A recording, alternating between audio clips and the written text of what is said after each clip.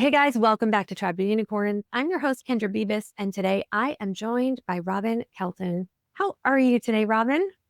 I'm doing well, Kendra. Thank you for having me. Of course. So, you are the founder of the Mamapreneur Podcast, the Mamapreneur Podcasting Academy, and you are from Dallas. Is that right? Yes, Dallas girl, born and raised. Yes.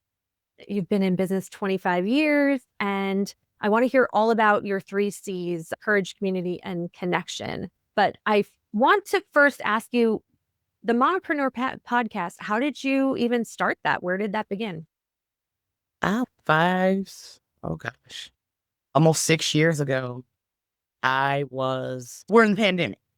Almost Yeah. 6 years ago. That's Yeah. crazy that to even just think about that we would be in the pandemic.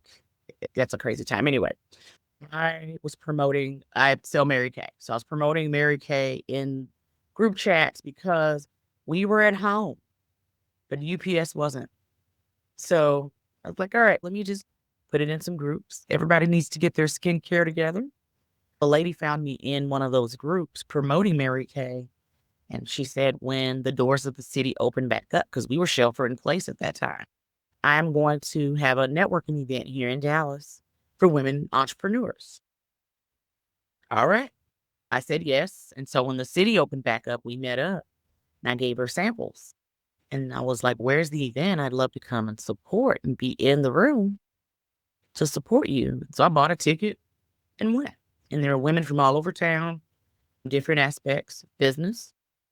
And I went and I ran my mouth and I got all the social media handles and ate the food, bought from vendors, and I went home, but not knowing my business card was placed in a drawing for a free guest spot to be on a podcast to promote my business.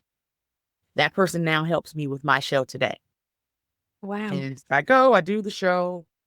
She said, you can chime in if you want, because they talk about current events and stuff. Great. I go, I chimed in where I chimed in, started following the platform, supporting whenever they be on, I tune in. So 3.5 months later from that time, she's in my DM again, person who now helps me. She's like my producer, technically. Hey, I'm thinking about expanding the platform. Would love for you to be a host on my show or host your own. I laugh. You want me to come and hence the person who's scared to do public speaking. So it's crazy that I'm talking to you right now. You were afraid to do public speaking and you Yeah. have a podcast now. Wow. Crazy. Okay, cool. So I was like, well, let me pray on that because, honey, don't know what we would talk about. And that's just being honest. I didn't know what to talk about. So prayed about it. And real talk, God woke me up at 3:30, 4 o'clock in the morning. A few days later, name, name of show, who I'd serve. She gave me options of when the show could be played and all of that. Pick Thursdays.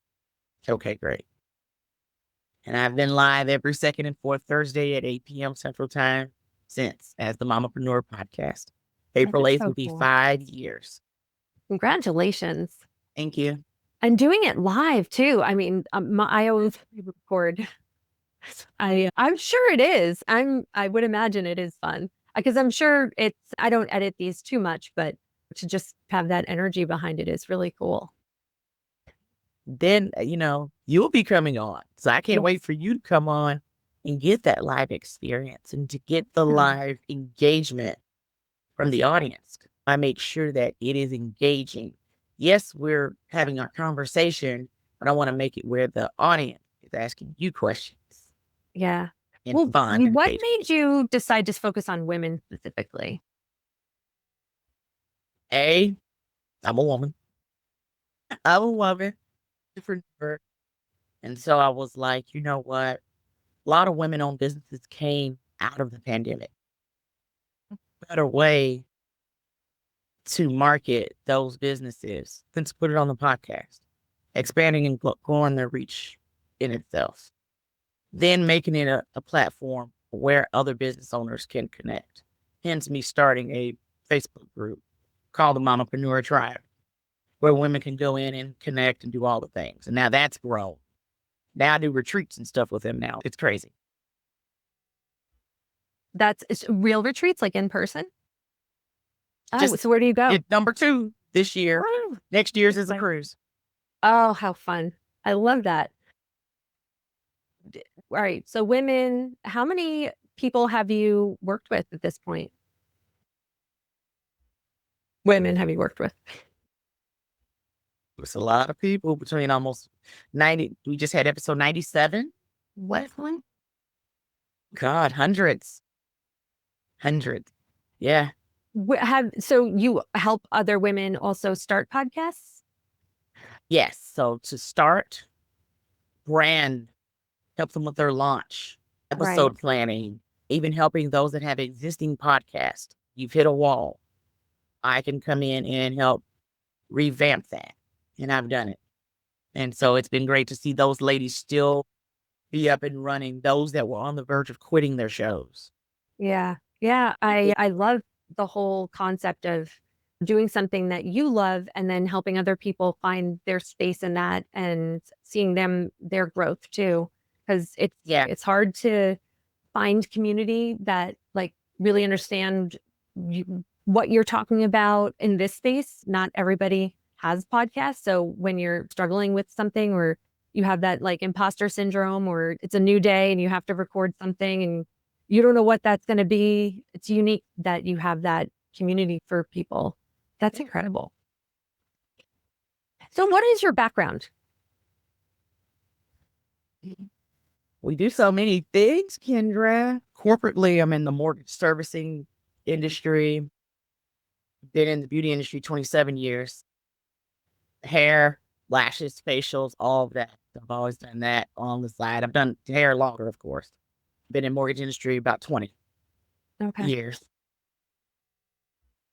And so the business piece of it was the salon. So having my own salon suite, running it solo, doing all the things. And then we have other things like Mary Kay and things like that. Mary Kay's my 50%, but we still sell it. Yeah.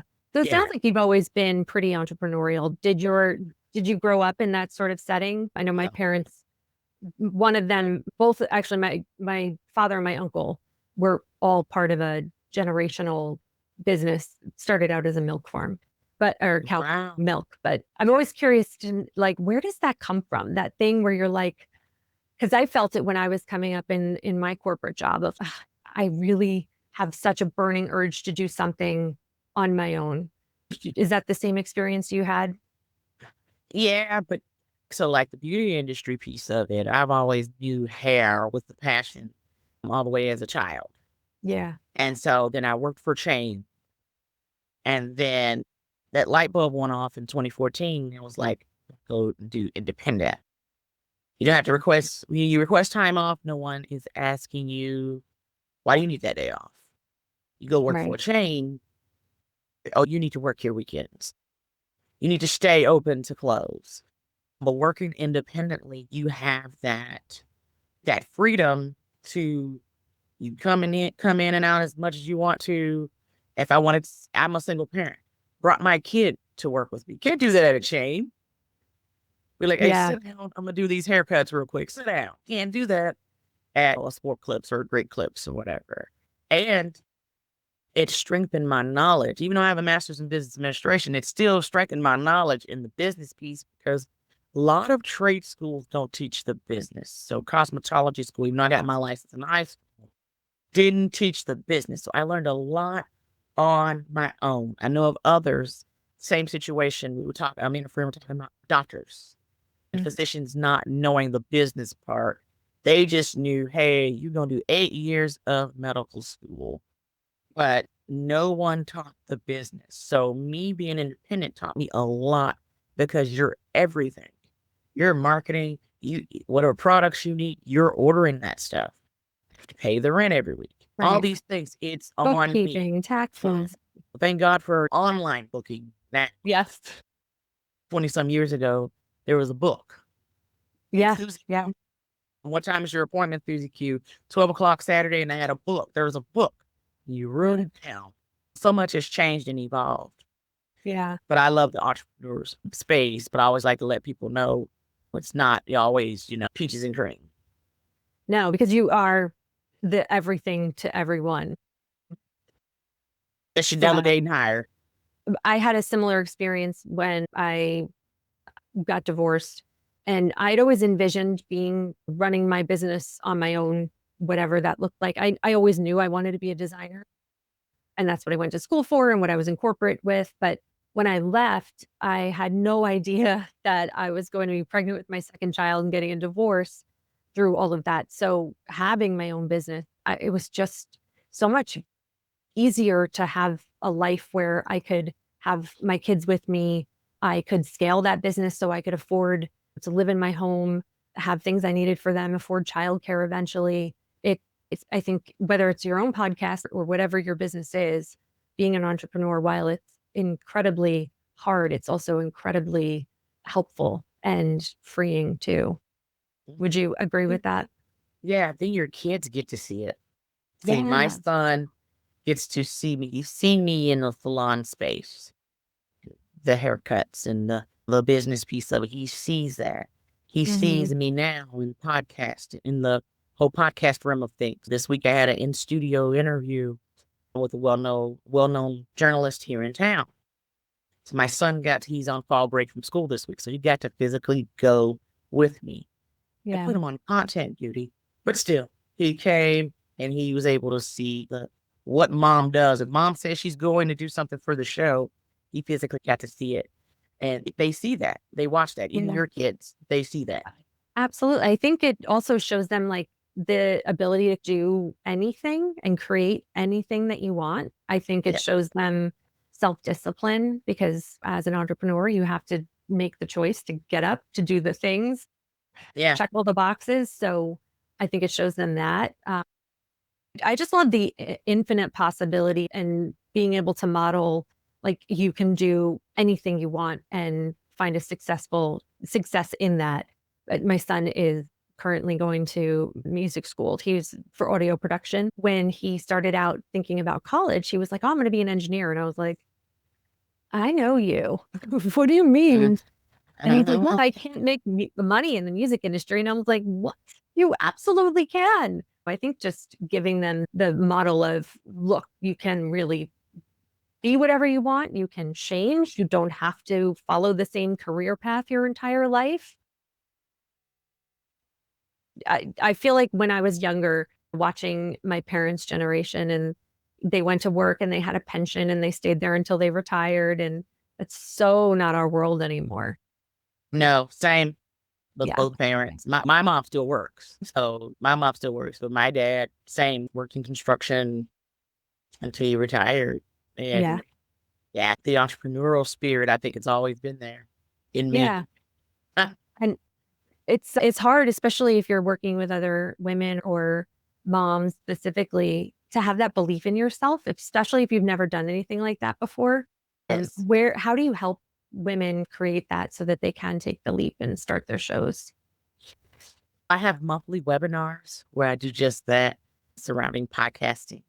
And so it's all things podcasting in an hour.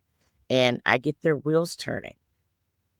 And and I tell people you don't have to have a business to want to start a show. You can have something you want to talk about. I had a call recently with a lady who wanted to talk about trauma. It was like childhood trauma, something along those lines. And so she was nervous about even creating a podcast. She didn't think that she could do it. And I'm like, you can do a podcast on anything. It's well over 6 million podcasts on air. You can do anything. You can type clown podcast, and I guarantee you there is an audience and there's shows for that. Crocheting. I was being funny that day with her saying these same examples. Crocheting. There's probably a crocheting podcast. I guarantee it. Yeah, that's another point too. Not even just the courage to start, but like the why to start, because Yeah. many podcasts exist. So like when someone comes to you and says, "There's a million podcasts just like this, why would I start one too?" How do you help them? You have the secret sauce. Everybody runs their shows differently. Everybody's content different. So you can come on. There's other podcasts like mine, Mhm. spotlighting women entrepreneurs from all over the world, giving them exposure. but it's what you put out there. So people gravitate to me. A, I'm putting people on. B, my personality, and it's genuine. Yeah. And so you can hear that or see that depending on how the podcast is played through the show. Yeah. So people can find you through, where's your main channel? Is it the God. podcast? I'm everywhere. You're on YouTube and the content over there. Yeah. So YouTube content's there. That's looking at old episodes, all the things. Hey, to know that I'm a real podcaster in person.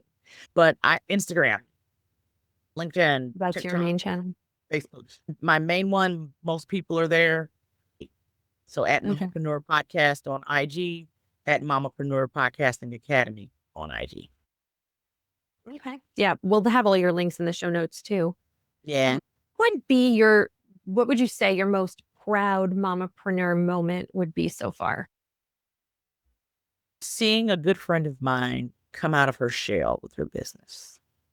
Oh, I have a good friend of mine. We share the same birthday, so I call her birthday twin. And I had a retreat last year, first retreat last year.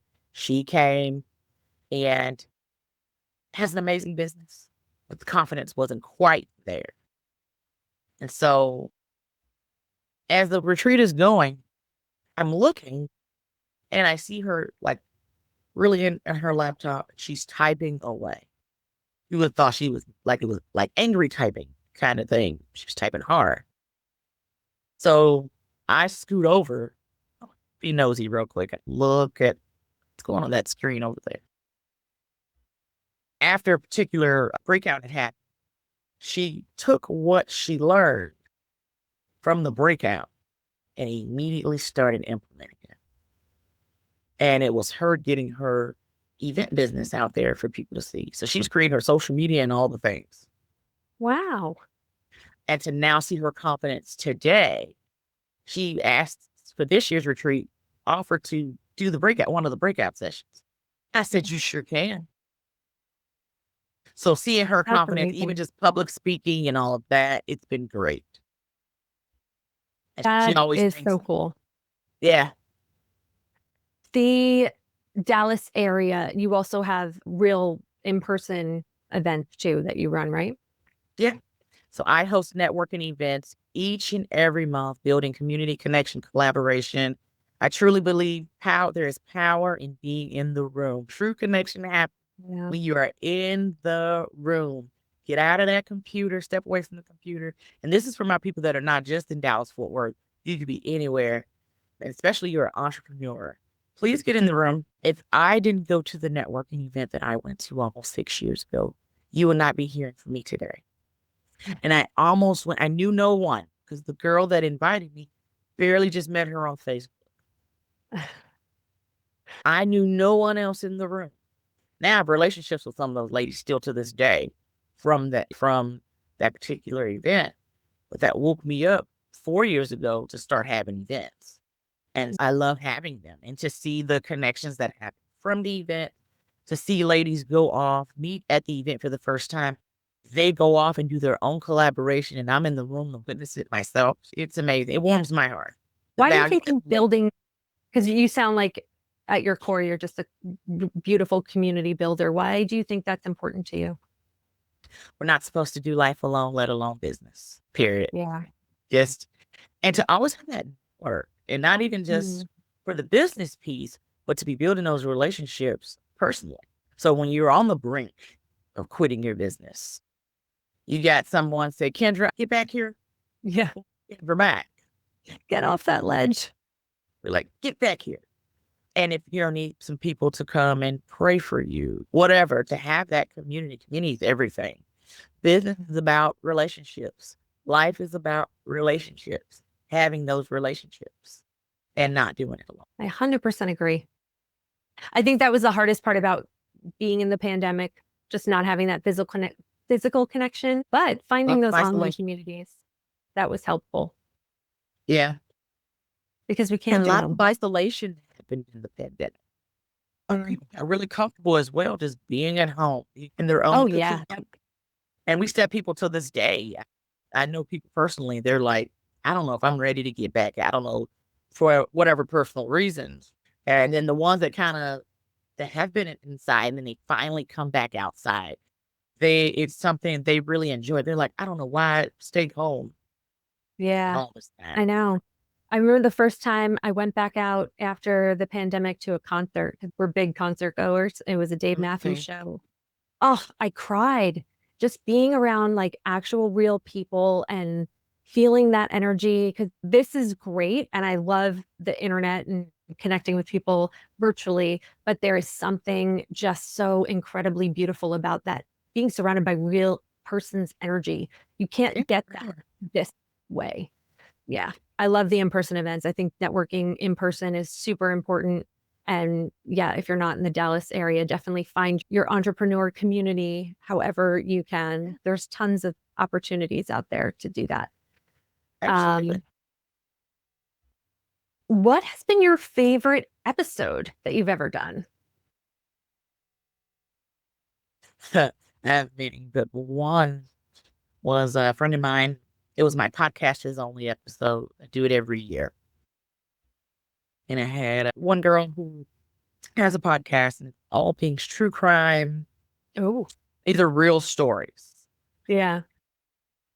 Excuse me. Okay. And so she had one of the witnesses or the witnesses from the Bill Cosby case Oh, wow. on her show. And just the things she was giving out, we were like, oh my gosh, that happened. Oh, that. Yeah. Wow. Wow.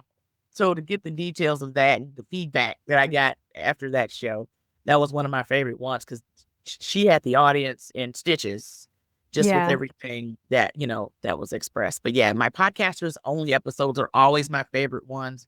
And I get to promote other podcasters in their shows for them to get more reach. But just to hear their stories and their favorite episodes or the ones that have us in stitches, the Bill Cosby witness.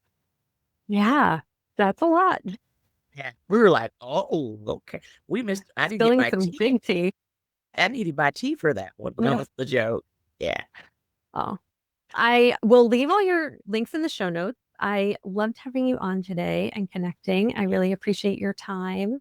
And I can't wait to be on your show and meet your audience.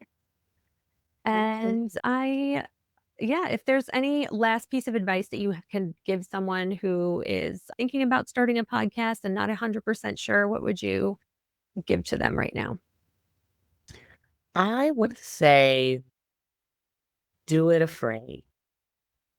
Do it afraid, do it scared. Your audience is waiting right now to hear your voice and what you have to say about whatever that topic that you will discuss on the podcast. Do it afraid, and you don't have to have everything to get started. Yeah, One thing at a time, but do it afraid. Just do it.